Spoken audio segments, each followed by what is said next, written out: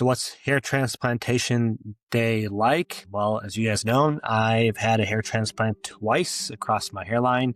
And I've also done non-surgical therapies across the back of my head. And my entire hair transplant video from years ago is online.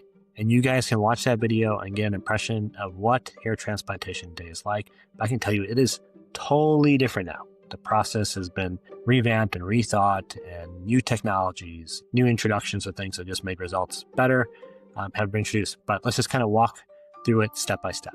The first step, usually this all happens on one day. You're going to come in the office, you're going to meet with me, we're going to talk through the consent form, the risk and benefits of the procedure, most likely focusing on the risk just so we make sure that we want to proceed. Then we're going to take pictures from all angles. And this is, you should probably see, we'll probably take over 100 to 150 pictures that day because I'm looking at them throughout your procedure. If markers comes off and I just need to see where to place hairs at, those pictures are very valuable. And then we move on to the hairline design.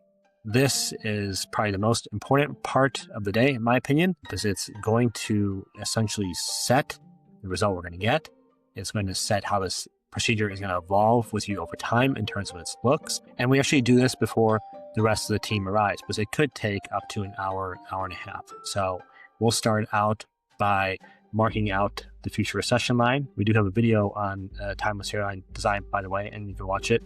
But you start by marking the future recession line, knowing where everything's headed in the future. And then I have you stand up. I see how far, if I stand on my toes, I can see back to figure out where your crown should be. Then we go back and we design your crown. We do the same stuff for everybody. And then finally, we draw the hairline out, connect the hairline into the current, into the future, and then go back and make sure everything looks good from 360 degrees in 3 dimensions with me looking, and then also taking a set of pictures in 2 dimensions because that helps us pick up on a little bit of irregularities. So you can see how in-depth this process can get. Sometimes we'll have a hairstylist come in and help us place the hairline, because you may not know whether you want to wear your hair forward or backward or to the side because you haven't had hair in a while, and it's really important to placing that hairline, and that could happen in that stage. But if the hairdresser has not already been there, the next stage is to get the hair cut down.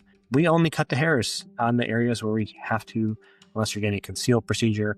And in the concealed procedure, we're only taking or clipping down the hairs in areas to extract them themselves so we can conceal everything. That is the preparation for the procedure. Then you'll meet the team. The team's going to go back to your medical history, make sure they understand medical history. We're going to get you, check your vital signs, put you in the right clothing for the surgery. And you're going to start your morning face down, like on a massage table. It's kind of boring down here and be here for several hours. And the first step while you're face down is the numbing. And this is the part where you feel about 3 to 5 minutes of discomfort. I'm going to inject you with local anesthesia on the backside of your scalp, and we're going to numb this entire area, and you're going to go numb. And then I'm going to start extracting grafts. A lot of times we're using a standard technique, which is just rotation. It's very easy to set the grafts. There's no settings. It's just literally a speed. But micro requires a lot of precision. We have the ability to go from rotation, oscillation, vibration, suction, shaking, mamba, 7 different tips, all different speeds, each of one of which can be changed every 50 milliseconds to take out hair. So we have essentially 200 milliseconds to take out every hair, and so we can change the setting 4 times. So I'll change about the settings to get us to 90% where we want to be with micro. Then I'll go underneath the microscope. I'll look at those hairs and I'll adjust the settings, and we'll keep extracting. And as we go along to different parts of the scalp, we'll be looking at those hairs as they're coming out, making adjustments using micro. Versus the standard, the setting is kind of set the way it is.